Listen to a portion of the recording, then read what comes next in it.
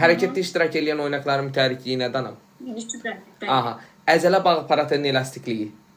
Bu da bəlidir. Əzələ daxili koordinasiya. Bu da. O da bəli.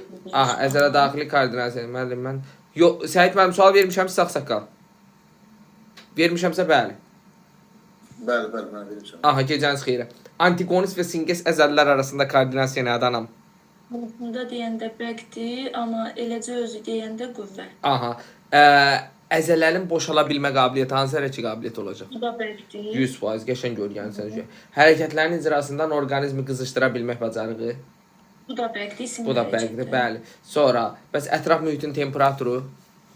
O da bəkdir. Müəllim, ən gözəl hansını bilirəm, onu dediniz, öyrətməyə çalışırsınız mənə. Vallahi sağ kömək olsun. Bizə bəqi yaxşı bilirəm.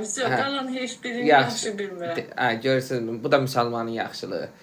Əzələ fəaliyyətinin tənzimləyən sinir impulsunun tezliyi və gücü. Onda bu da bəkdir dediniz. Yox, da qutardı bəq.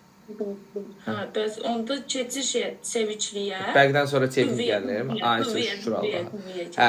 Əzələrin reaktivli və elastik xüsusiyyəti nə olacaq anam? Onda bu da qüvvə. Ay, əzələrin inkəsi. Bu 100% qüvvə. Aha. Əzələ liflərinin xüsusiyyəti.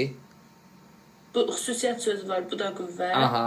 Eyni hərəkətdə iştirak edən müxtəlif singes əzələlərin optimal qarşılıqlı əlaqəsi. Bu da qüvvə bir neçə əzələ birləşərək hərəkət icra edir. Şükür Allaha.